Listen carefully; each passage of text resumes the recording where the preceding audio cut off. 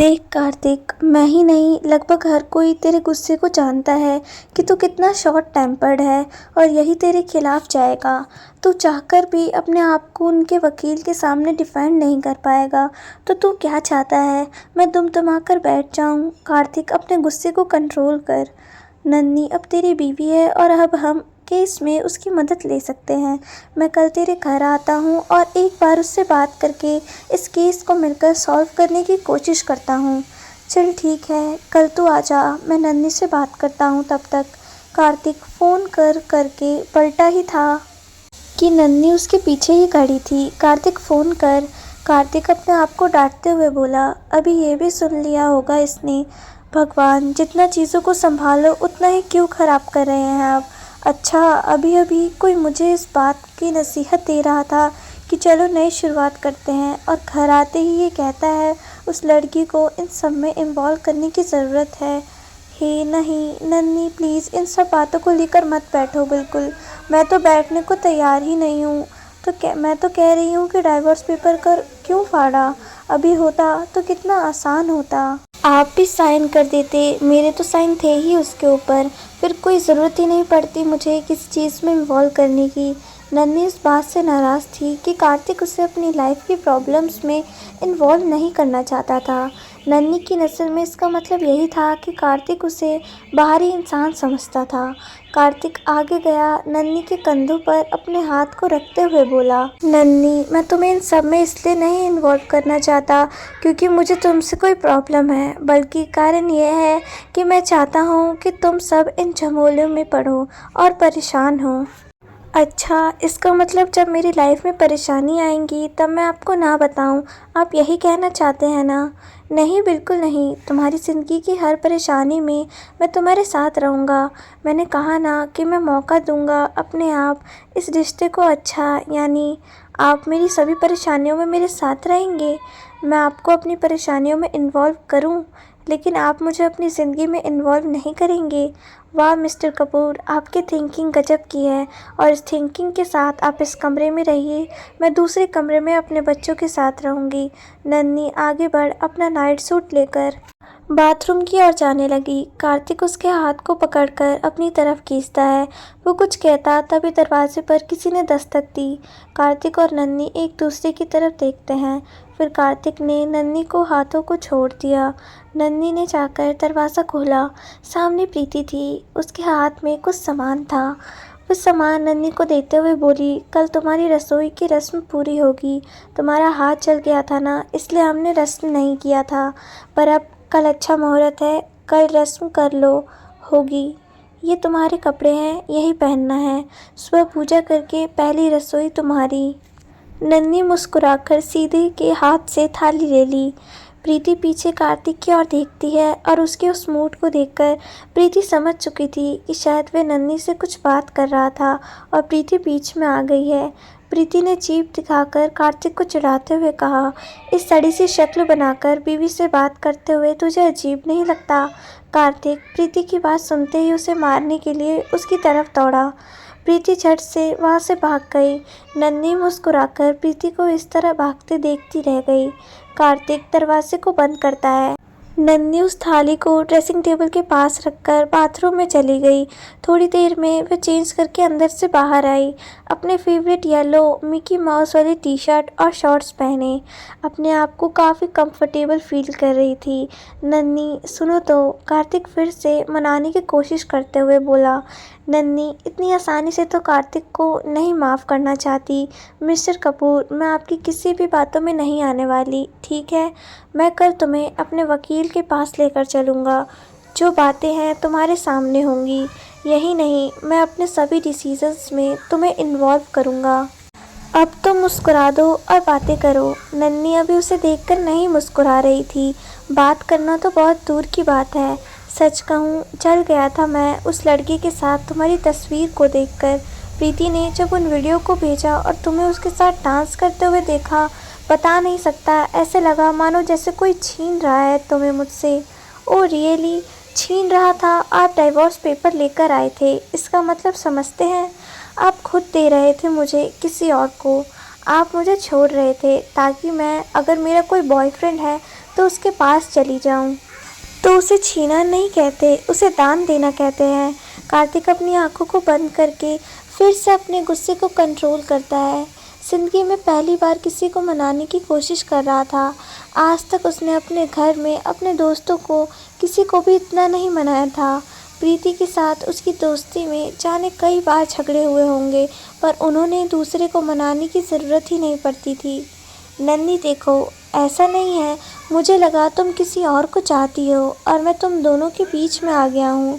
Mister Kapoor इतने बेवकूफ़ नहीं है ना कि समझ न आए कि एक लड़की आपसे खुद आगे बढ़कर कह रही है कि आपके साथ रहना चाहती है। ठीक है, मैं नहीं समझ पाया ये बात। एक बार भी मेरे पल्ले ये नहीं पड़ा कि तुम कई बार मुझे ये कह चुकी हो कि तुम इस रिश्ते को निभाना चाहती हो, और फिर भी मैं नहीं समझ पाया कि अगर तुम्हारी ज़िंदगी में कोई और होता तो तुम मेरे साथ क्यों रहती। इसका मतलब जानते हैं आप क्या होता है? हाँ, यही कि मैं बहुत भोला हूँ। नन्ही मुस्कुराई और फिर कार्तिक से बोली, भोला नहीं, बेवकूफ़, मूर्ख, फूल हैं आप। अपने लिए बेवकूफ़, मूर्ख, फूल। ये सब सुनते ही कार्तिक हैरानी से नन्ही की ओर देखने लगा। ये पहली लड़की थी जो उसे कह रही थी और उसके मुंह पर बेवकूफ़, मूर्ख ये सब कह रही थी। देखिए मिस्टर कपूर, मैं फ़िलहाल अपने बॉयफ्रेंड अर्पित के ख्यालों में खोने के लिए जा रही हूँ, so please don't disturb me. उसने तकिए को ज़ोर से सोफ़े के ऊपर फेंका और उसी पर धड़ाम से गिरते हुए लेट गई। कार्तिक हैरानी से उसकी तरफ देखता रह गया। फिर उसने पलटकर उस थाली की तरफ देखा जो इस वक्त ड्रेसिंग टेबल के पास रखा हुआ था। लाल और हरे रंग की साड़ी रखी हुई थी, साथ श्रृंगार का भी सारा सामान था। उसमें कार्तिक मुस्कुराते हुए अपने आप से बोला, साड़ी, मैडम को साड़ी पहनना तो आता नहीं है। सुबह सुबह जब कार्तिक की नींद खुली तो उस वक्त नन्ही उसके हथेली पर अपने चेहरे को रख सोई हुई थी। नन्ही की बचपना वाली हरकत ही कार्तिक को नन्ही के करीब लेकर आ रहे थे। वह अपने हाथों को खींचना चाहता था, लेकिन नन्ही बहुत ही चैन से उसकी हथेली पर अपने चेहरे को टिकाया हुआ था। कार्तिक अपने दूसरे हाथ से उसके गाल को पकड़कर थोड़ा सा खींचता है। नन्ही कसमसाते हुए दूसरी तरफ करवट ले लेती है। कार्तिक उठा, एक नज़र नन्ही को देखा जो कि अब तक करवट लेकर दूसरी तरफ सो चुकी थी। फिर पलटकर ड्रेसिंग टेबल पर रखे हुए उसी साड़ी की थाली को वह एक सोचकर खुश हो रहा था कि नन्ही को तो साड़ी पहनना आता ही नहीं है। फिर जिस तरह उसने पहले भी उसे साड़ी पहनाई थी, ठीक उसी तरह से आज भी उसे साड़ी पहनाएगा और उसे परेशान करके फिर से उसे मना लेगा। यही सोच वह अपना एक्सरसाइज करने चला जाता है। आज जिम में उसका मन भी नहीं लग रहा था। वह बार बार घड़ी की ओर देख रहा था क्योंकि उसे जल्दी से नन्ही के पास पहुंचना था। जैसे तैसे उसने आधे घंटे के अंदर अपना एक्सरसाइज कंप्लीट किया और अपने कमरे की ओर गया। कार्तिक के बेडरूम से होकर ही उसकी जिम का रास्ता जाता था। उसे अपने बेडरूम से बाहर नहीं जाना पड़ता था जिम के लिए। वह जिम और बेडरूम के दरवाजे तक आया तो उसके कदम मानो जैसे रुक से गए। वह हैरानी से अपने कमरे में देख रहा था जहाँ इस वक्त अपने दोनों हाथों को फैलाए नन्ही खड़ी थी। रेड कलर का पेटीकोट और रेड कलर का ब्लाउज, मानो ऐसा लग रहा था जैसे वो टाइटैनिक मूवी के सीन को पोर्ट्रेट करने की कोशिश कर रही हो। अपने एक्सरसाइज से बहे हुए पसीने को अपने हाथ टॉवल से पोंछते हुए वह बहुत ही इंटेंस नज़रों के साथ नन्ही को देखता है और खड़े सोच रहा था। लेकिन कार्तिक हैरानी सिर्फ इसलिए थी क्योंकि इस वक्त जो सपने वह देखकर यहाँ पर आया था वह चकनाचूर हो गया था।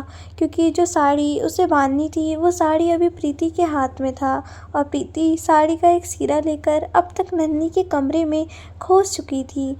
कार्तिक को प्रीति पर इतना गुस्सा आ रहा था कि उसका मन कर रहा था कि जाकर प्रीति को पीठ पे देकर मारे। ऐसा नहीं कर सकता था वरना उसका भाई उसे नहीं छोड़ता। वह वापस अपने जिम की ओर चला जाता है। वो अपने एक्सरसाइज को आधा ही कंप्लीट करके आया था और उसे पता था कि अब उसका बेडरूम में जाकर कोई मतलब नहीं है। अपने बचे हुए एक्सरसाइज को कंप्लीट करके जब वह अपने कमरे में आया तो उस वक्त नन्ही अपने हाथों में चूड़ी पहन रही थी। वह पूरी तरह से तैयार हो चुकी थी। प्रीति उसे साड़ी पहनाकर चली गई थी। आईने से एक ही नज़र कार्तिक ने नन्ही को दे। पूरे साज श्रृंगार, सिंदूर, मंगलसूत्र, बिंदी तैयार नन्ही सुंदर लग रही थी। कुछ देर पहले तक जो उसके अंदर नाराज़गी थी, नन्ही को इस तरह देखकर वो दूर हो चुकी थी। उसकी तरफ 2 कदम नन्ही की ओर ही बढ़ाया ही था कि नन्ही कार्तिक को गुस्से में देखकर कमरे से बाहर की ओर जाने लगी। नन्ही, ये क्या है? कार्तिक नन्ही को आवाज़ देते हुए कहता है। नन्ही पलटी, अपने दोनों हाथ बांधकर कार्तिक से बोली, क्या हुआ? अब क्या कर दिया मैंने? नहीं, तुम तो कुछ करती ही नहीं हो ना, तुम तो बहुत भोली भाली हो। कार्तिक ने नन्ही को ताना मारा। कार्तिक ने, हाँ मैं जानती हूँ मैं भोली भाली हूँ, पर मैं समझदार हूँ, वैसे नहीं जैसे दुनिया के बाकी लोग हैं जो कहने को तो समझदार हैं लेकिन अव्वल दर्ज के बेवकूफ़ हैं। नन्ही, छोड़ूंगा नहीं मैं तुम्हें, कहकर कार्तिक अपने हाथ में पड़े टॉवल को ज़मीन पर पटका और नन्ही की ओर भागता है, लेकिन तब तक अपनी फुर्ती दिखाकर नन्ही अपनी साड़ी को संभालते हुए कमरे के बाहर भाग चुकी थी। कार्तिक जानता था इसके आगे वो गया फिर उसकी बेइज्जती होनी है, इसलिए और चुपचाप अपने कमरे में आ गया। प्रीति और रिंकी दोनों ने मिलकर नन्ही की रसोई में मदद करने लगी। खाना वो हमेशा से बनाना जानती थी। उसकी माँ नहीं थी, पापा भी काम किया करते थे, तो इसलिए उसने बहुत कम उम्र में किचन में कदम रख दिया था। पर गड़बड़ यही हो जाती थी कि कभी सब्जी काटते वक्त उसके हाथ कट जाते, तो कभी कढ़ाई से उसका हाथ जल जाता। आज वे पूरी एहतियात से अपने काम को पूरा कर रही थी और सब कुछ करने के बाद उसने प्रीति की ओर देखते हुए कहा, मैंने सब कुछ बना लिया है, मुझे कुछ हुआ भी नहीं। प्रीति उसकी बात पर मुस्कुरा दी। तभी सीता देवी की आवाज़ आई, नन्ही, जो तुमने बनाया है पहले भगवान को भोग लगाने के लिए निकाल लेना। जी मम्मी जी, बोलकर नन्ही ने जैसे ही हलवे की कढ़ाई से ढक्कन को हटाने के लिए हाथ बढ़ाया, कढ़ाई के हैंडल में उसका हाथ लगा और वह जोर से चीख पड़ी। प्रीति झट से उसके पास दौड़कर आती है। कढ़ाई का हैंडल उसके हाथों से चिपक गया था, जिसके कारण उसकी गोरी कलाई पर जलने का निशान आ गया था। प्रीति नन्ही की ओर देखकर बोली, बिना गड़बड़ किए काम नहीं किया है तुमने, कह रही थी ना कि तुमने कुछ नहीं हुआ, लो हो गया अब, कहकर प्रीति और नन्ही दोनों ही हंस पड़े। प्रीति जलने पर लगाने वाली क्रीम लेकर आती है और नन्ही के हाथों पर लगा देती है। अब तक नन्ही ने भगवान के लिए भोग निकाल चुकी थी। उसने जाकर पूजा घर में सब कुछ चढ़ा दी। सभी नाश्ते की टेबल तक पहुंच चुके थे। कार्तिक भी आकर कुर्सी खींचकर बैठा तो नाश्ते की खुशबू से उसे याद आया कि आज नन्ही खाना बनाने वाली थी। सीता देवी नन्ही से कहती है कि कार्तिक का खाना निकाल दे। नन्ही प्लेट में सर्व करती है और जैसे उसने चम्मच लेने के लिए अपना हाथ आगे बढ़ाया, उसके हाथों में उसे जलन हुए निशान और उस पर लगे हुए उस मलहम को देखकर कार्तिक उसके हाथों को पकड़ते हुए बोला, ये क्या हुआ नन्ही? अपने हाथ को छुड़ा कर हलवा प्लेट में डालते हुए बोली, कुछ नहीं, थोड़ा सा लग गया। अचानक से कार्तिक के दिमाग में रघुवीर जी की बात आई। शादी के अगले दिन जब आए थे तो उन्होंने कहा था, मेरी बेटी खाना ऐसा बनाती है कि आप मुंह से उसका स्वाद नहीं जाएगा, पर इसका हाथ जल जाता है तो कभी कट जाता है। जब तुम्हें पता है कि तुम्हें किचन में जाते ही चोट लगती है तो तुम प्रीति या रिंकी से कह नहीं सकती कि तुम्हारे साथ रहने के लिए। कहते हुए कार्तिक ने एक नज़र प्रीति और फिर रिंकी की तरफ डाला। रिंकी के अंदर तो कार्तिक का डर इतना था तक कार्तिक की नज़र जैसे ही रिंकी की तरफ पड़ी, रिंकी अरविंद के पीछे जाकर छुप गई। प्रीति कार्तिक को अपनी तरफ देखकर पाकर कहती है, ऐसा क्या देख रहे हो? तुम्हें क्या लगता है तुम्हारी बीवी के हाथ पकड़कर मैंने कढ़ाई से चिपका दिए? कार्तिक फिर से घूरकर प्रीति की तरफ देखने लगता है। सत्यम तो इन दोनों के बीच में कभी बोलने का सोच भी नहीं सकता था, इसलिए बेचारा चुपचाप इन दोनों को देख रहा था। हम चिपका दिया है मैंने। वह खाना बना रही थी, मैंने उसका हाथ पकड़ा और कढ़ाई के हैंडल जाकर चिपका दिए। जेठानी हूँ ना, वह भी क्रूअल वाली। प्रीति मुंह बनाते हुए बोली। नन्ही एक बार कार्तिक को और एक बार प्रीति को देखती है। उसे इन दोनों के ऊपर बहुत हंसी आ रही थी। इतना तो वो अर्पित भी नहीं लड़ते थे जितना ये दोनों लड़ते थे। राम जी थोड़ी तेज़ आवाज़ में बोला, नाश्ता करो। प्रीति, सत्यम के लिए नाश्ता निकालो। उनकी आवाज़ सुनकर सभी अपने काम में लग गए। आज अपने ऑफिस जाकर कार्तिक अपने कैबिन में जाने के बाद सबसे पहले काम उस फाइल को ढूंढकर पढ़ने का करता है जो नन्ही के बारे में उसके आदमी ने ला कर दिया था। एक एक पन्ने को देखने लगा। अर्पित के साथ उनकी तस्वीरों को देखकर उसने उन तस्वीर को साइड किया और अगला पन्ना देखा, जो उसने पिछली बार पढ़ने से पहले ही उस फाइल को बंद करके रख चुका था। अगले पन्ने पर साफ साफ लिखा हुआ था कि अर्पित उसके मामा का छोटा बेटा है, जो कि ना सिर्फ लाडला भाई है बल्कि उसके स्कूल, उसके क्लास में पढ़ने वाला उसकी क्लासमेट भी रहा है। पूरी फाइल को आज उसने ध्यान से पढ़ा। नन्ही की पसंद नापसंद सब कुछ। उसे खुद पर भी गुस्सा आ रहा था। उसके पास इतनी सारी बातें होती नन्ही के साथ करने की, और चुनचुना वाला कॉलेज के फंक्शन में गया था वो भी उसे याद आया। उसे अभी भी याद है उस लड़की का ऊटपटांग सा सवाल। अगर उसने उस फाइल को पढ़ा होता तो उसे पता होता कि नन्ही इस कॉलेज की स्टूडेंट थी। उसने फाइल को बंद किया, उन तस्वीरों को फिर से उस फाइल में लगाकर अपने ड्रॉ में रख दिया। फिलहाल दो बातें उसके दिमाग में चल रही थी। पहला, नन्ही को मनाना, और दूसरा अपने बच्चों की कस्टडी के लिए जो उसकी हियरिंग थी उसके लिए अपने गुस्से को शांत रखना। अपने बच्चों की कस्टडी के लिए कार्तिक हर तरह से योग्य था, पर जो चीज़ उसके खिलाफ जाती थी वह था उसका शॉर्ट टेम्पर और गुस्सैल होना। ये तो ऐसी कमी थी जो न सिर्फ बिजनेस वर्ल्ड में बल्कि उसके आसपास के सारे लोग जानते थे, और वह ये भी जानता था कि इसी को मोहरा बनाकर रंभा बच्चों की कस्टडी उससे लेना चाहेगी। नन्ही को आज वकील से मिलना था। कार्तिक ने उसे किसी होटल का एड्रेस देकर वहां बुलाया था। उस होटल में जब नन्ही पहुंची तो कार्तिक पहले उसका इंतज़ार कर रहा था। कार से निकलते ही कार्तिक नन्ही की तरफ आया तो नन्ही मुंह बनाकर आगे आगे चलने लगी। कार्तिक उसके पीछे चलते हुए बोला, नन्ही, मैं पहले भी कह चुका हूँ, इतना एटीट्यूड मैं नहीं बर्दाश्त करता तुम्हारा, इसलिए सह रहा हूँ क्योंकि गलती की मैंने। अपनी गलती का पछतावा ना हो, इतना बुरा इंसान नहीं मैं।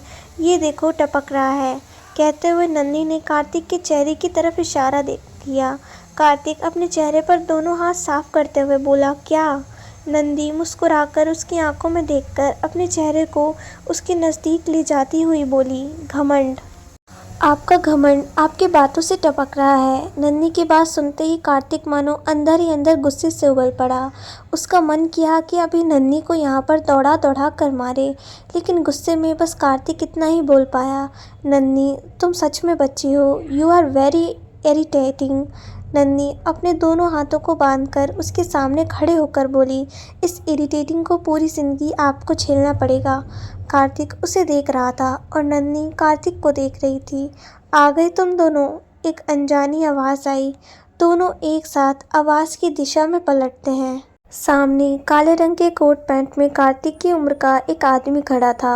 वह नज़दीक आया। कार्तिक के गले मिलकर वह नन्ही की ओर देखकर हाथ बढ़ाते हुए बोला, हे हाय, मेरा नाम मनीष है। मैं कार्तिक का दोस्त हूँ और उसका वकील भी। नन्ही मुस्कुराकर उससे हाथ मिलाती है। तो कार्तिक ने तुम्हें बताया इस केस के बारे में? मनीष ने कहा। नन्ही एक बार कार्तिक के चेहरे को अच्छी तरह से देखती है और फिर मनीष को कहती है, आपको पता ही है आपके दोस्त कितनी बातें करते हैं। मनीष मुस्कुराते हुए बोला, यानी मुझे सब बताना पड़ेगा। मनीष भी कार्तिक की तरफ देखते हुए बोला, जी हाँ बिल्कुल। क्यों जी, सही कहा ना मैंने? नन्ही अपने बत्तीसी दिखाकर हंसते हुए बोली। मनीष आगे की तरफ हाथ दिखाता है तो नन्ही उसके साथ चलने लगती है। मनीष नन्ही को केस के बारे में हर एक डिटेल्स बताते हुए अंदर की तरफ जा रहा था। कार्तिक उन दोनों के पीछे ऐसे चल रहा था मानो जैसे वो दोनों से पहचानता ही नहीं, उन दोनों के लिए अजनबी हो। अपने कमरे में आकर तीनों आमने सामने कुर्सी पर बैठ जाते हैं। टेबल पर फाइल को रखकर मनीष केस के बारे में और बहुत सारी जानकारी नन्ही को बताता है। नन्ही हर एक बात को बहुत ध्यान से सुन रही थी। कार्तिक उसके इंटरेस्ट को नोटिस कर सकता था। कार्तिक देख सकता था कि नन्ही बच्चों की कस्टडी के लिए सच में इंटरेस्टेड थी, क्योंकि कार्तिक को ये सारी बातें पहले ही पता थी। वो चुपचाप बैठे हुए उन दोनों की बातों को सुन रहा था। छोटी बड़ी हर जानकारी नन्ही को कुछ घंटे में ही मनीष ने बता दी, ताकि कल को अगर कोर्ट में भी कुछ पूछा जाए, कोई बात हो, तो नन्ही उन सब चीज़ों से अनजान रहे और उनका केस कमज़ोर न हो। मनीष से बात करते ही करते नन्ही अपने मोबाइल पर कुछ मैसेज भी सेंड कर रही थी। कार्तिक देख सकता था। कुछ बातें सुनने के बाद नन्ही एक मैसेज टाइप करके किसी को भेज देती और फिर अगली बात को ध्यान से सुनने लगती। तकरीबन 3 साढ़े 3 घंटे चले इस मीटिंग के बाद नन्ही होटल रूम से बाहर निकली तो कार्तिक उसे घर छोड़ने की बात करता है। तभी मनीष आगे आते हुए बोला, तू कहाँ जाएगा? तू एक काम कर, ऑफिस चला जा, मैं नन्ही को घर छोड़ देता हूँ। ठीक है, नन्ही मुस्कुराकर हाँ में अपनी गर्दन को हिला देती है। कार्तिक नन्ही को घर में जाकर बैठने के लिए कहता है। नन्ही कार की ओर बढ़ती है। मनीष उसके पीछे जाता है। उससे पहले ही कार्तिक मनीष के शर्ट को पकड़कर अपनी तरफ खींचते हुए कहता है, ये नन्ही नन्ही क्या लगा के रखा है? हाँ, भाभी है तेरी, भाभी। नन्ही भाभी बोल, यार बहुत छोटी है, कैसा लगेगा उसे भाभी कहूँगा तो, वो बेचारी भी एम्बैरेस हो जाएगी, कहकर अपने शर्ट को छुड़ाता है। कार्तिक फिर से उसकी शर्ट को पकड़कर अपनी तरफ खींचते हुए कहता है, बीवी है मेरी तो मेरी बीवी तेरी भाभी होगी ना, और नहीं तो दीदी बोल दे, वो भी चलेगा। तुझे जलन हो रही है मुझसे? कार्तिक उसके शर्ट को छोड़कर 2 कदम पीछे जाते हुए बोला, जलन? मुझे जलन? कार्तिक कपूर किसी से नहीं जलता। मनीष मुस्कुराते हुए बोला, मैं भी यही समझ रहा था आज तक कि कार्तिक कपूर किसी से नहीं चलता, लेकिन आज मैंने ये देख लिया। मनीष एक्टिंग करते हुए अपने कानों पर हाथ रखकर ऊपर देखकर आसमान की तरफ देखते हुए कहता है, हे भगवान, ये आज मैंने क्या देख लिया? कार्तिक कपूर मुझसे जल रहा है। मनीष पलटकर गाड़ी की ओर देखता है और फिर कार्तिक की ओर। नन्ही नो नो नो, नन्ही भाभी मेरा इंतज़ार कर रही हैं, कहकर मनीष जैसे ही गाड़ी की ओर जा रहा था, कार्तिक उसके कोट को पीछे से पकड़कर दूसरी गाड़ी की तरफ इशारा करते हुए बोला, तू उससे जाएगा, मैं इससे, लेकिन वो मेरी गाड़ी है, उससे मैं जाऊंगा। ड्राइवर के साथ तेरी गाड़ी भेजकर अपनी गाड़ी मंगवा लूँगा, कहकर मनीष के कार में जाकर बैठ गया। नन्ही पहले से कार में बैठी थी। कार्तिक को अंदर आकर बैठा देख नन्ही हैरान होती है। मनीष जी, मेरा मतलब मनीष जी कहाँ हैं? कार्तिक कार के दरवाजे को बंद करते हुए नन्ही से कहता है, तुमसे उम्र में 15 साल तो बड़ा होगा, तो अगर तुम उसका नाम ना लो तो ज़्यादा बेहतर होगा। तुम उसे भैया बुला सकती हो, वो मुझे 15 साल बड़े होंगे। नन्ही हैरान होकर अपनी आंखें बड़ी करके बोली। कार्तिक बिना कुछ बोले हाँ में गर्दन हिला देता है और ड्राइवर से चलने के लिए कहता है, लेकिन मेरा तो कोई भी भाई मुझसे 15 साल बड़ा नहीं है, सब 2 साल 4 साल 5 साल। बस नन्ही अपने में ही खोई खोई अपने बालों को खुजलाते हुए कहती है। कार्तिक डैशबोर्ड पर रखे हुए पानी की बोतल को लेकर खोलता है और पानी पीने लगता है। नन्ही झट से सीट पर कार्तिक की तरफ मुड़ते हुए बोली, मैं उन्हें अंकल बोल दूँ? कार्तिक जो अभी पानी पी रहा था, उसके मुंह से पानी का फव्वारा बाहर आ गया। वह लगातार खांसते जा रहा था। वह बुरी तरह से खांस रहा था। नन्ही झट से घुटने के बल सीट पर जाकर उसके पीठ को धीरे धीरे सहलाने लगी। वह पूरी कोशिश कर रही थी कार्तिक को आराम मिले। कार्तिक ने नन्ही की तरफ देखा। कार्तिक की आंखें लाल हो गई थी और उसका चेहरा भी लाल हो चुका था। कार्तिक अपने हाथों से इशारा करके उसे बैठने के लिए कहता है तो नन्ही छोटा सा मुंह बनाकर कहती है, अब आप ठीक है ना? ऐसे कैसे आप पानी पी रहे थे? कितनी बुरी तरह से सरक गए। कार्तिक बोतल को बंद करके कार की सीट पर फेंकते हुए कहता है। नन्ही अपने हस्बैंड के दोस्त को अंकल कौन कहता है? नन्ही बोली, आप ही ने तो कहा वह मुझसे 15 साल बड़ा होंगे, तो 15 साल बड़ा तो मेरा कोई भाई भी नहीं है। कार्तिक को ये कहते कहते नन्ही की आवाज़ ऐसे निकल रही थी मानो जैसे वह अभी रो देगी। कार्तिक खिड़की के बाहर देख रहा था। उसे खुद पर हंसी आ रही थी कि उसकी बीवी उसकी स्कूल फ्रेंड को अंकल कहने की सोच रही है, मतलब उसको क्या कहेगी। और अचानक हैरानी से वह नन्ही की तरफ देखने लगा। वह सिर्फ 13 साल बड़ा है तुमसे। कार्तिक ने 15 साल से 13 साल ऐसे कहा मानो जैसे 2 साल कम ना हो के बल्कि 10 साल कम बता रहा हो। नन्ही समझी तो कुछ नहीं, बस हाँ में अपनी गर्दन हिलाकर कार्तिक से बोली, तो अब क्या करना है? भैया कहना है या अंकल? भैया। कार्तिक जोर से गुस्से से चिल्लाते हुए बोला, उसे मनीष भैया कहना है, ठीक है? नन्ही ने बहुत ही भोलेपन से कहा और अपने मोबाइल में लग गई। कार्तिक कभी खिड़की के बाहर देखता तो कभी नन्ही को देखता। अभी कुछ देर पहले हुए उसके और नन्ही की बात पर अब उसे खुद भी हंसी आ रही थी। अब इसमें नन्ही की क्या गलती थी?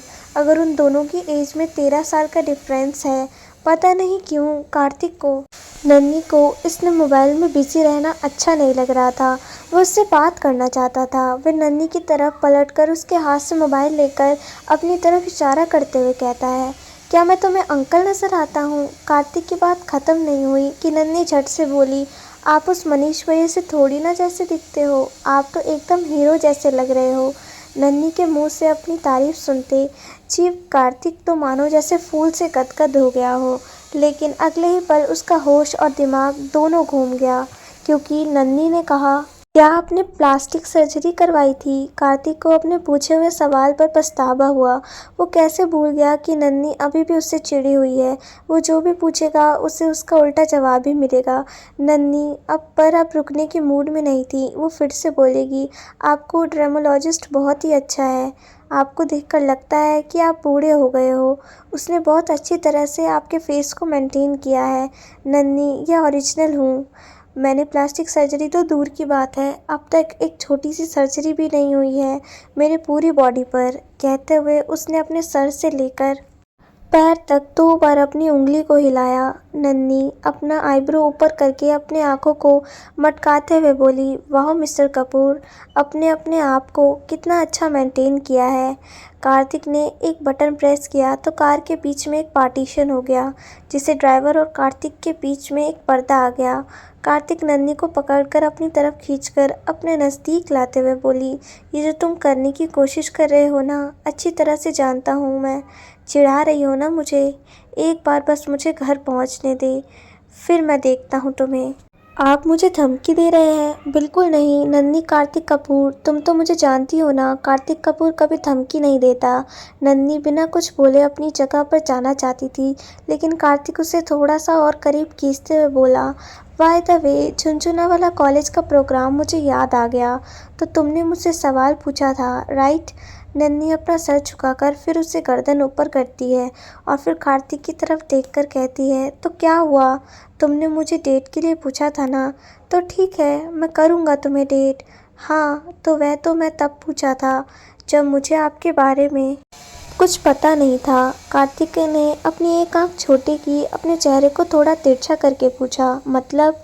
जानती नहीं था का मतलब उस वक्त मुझे सिर्फ लगता था कि कार्तिक कपूर एक थोड़ा सा घमंडी, गुस्सैल, एरोगेंट, रूड, बदतमीज, बस बस बस। कार्तिक नन्ही को फिर से अपनी सीट पर बिठाकर उसके होठों पर अपनी उंगली रखते हुए बोला, बस इतनी तारीफ काफ़ी है मेरी, अब और बर्दाश्त नहीं होगा। अब तक घर आ चुका था। कार्तिक कार का दरवाज़ा खोलकर नन्ही को अंदर गेट तक छोड़ता है। आप नहीं आएंगे? नहीं, ऑफिस में कुछ काम है, उसे निपटाकर शाम को ही आऊँगा, तुम रेस्ट कर लेना थोड़ी देर, कहकर कार्तिक बिना नन्ही की ओर देखे चला गया।